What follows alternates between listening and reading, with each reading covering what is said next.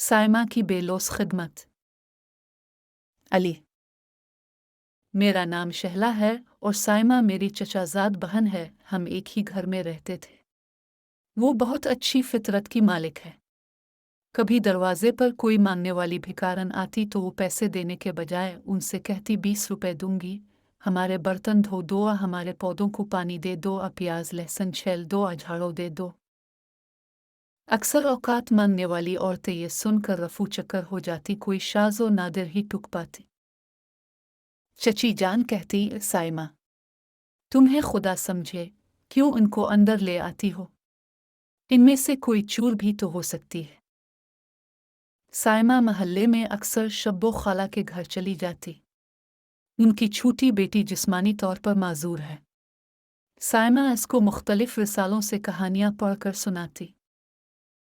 एक रोज़ में साइमा को बुलाने शब्बो खाला के घर गई तो देखा साइमा माजूर लड़की के बिस्तर के करीब कुर्सी पर बैठी कहानी सुना रही थी और लड़की के चेहरे पर मुस्कुराहट फैली हुई थी। साइमा जब घर वापस आई तो चची जान ने डांट कर कहा, अपने घर का काम तो होता नहीं, दूसरों की खिदमत में लगी रहती है।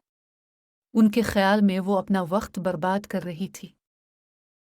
स्कूल में वक्फे के दौरान छठी जमात की 3 बच्चियां उसके पास आती तो वो उनको हिसाब और साइंस समझा देती। ये गरीब घराने की बच्चियां ट्यूशन नहीं पढ़ सकती थीं। मुझे साइमा पर कभी गुस्सा आता और कभी तरस।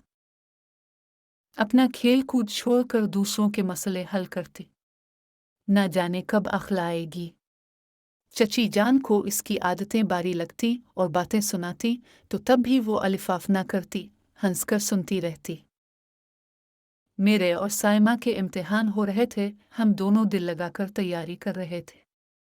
रात के 10 बजे का वक्त था कि दरवाजे पर दस्तक हुई। दरवाज़ा खोला तो हमारी महल्लेदार और क्लास फेलो फरवा खड़ी थी। वो बहुत परेशान दिखाई दे रही थी। क्या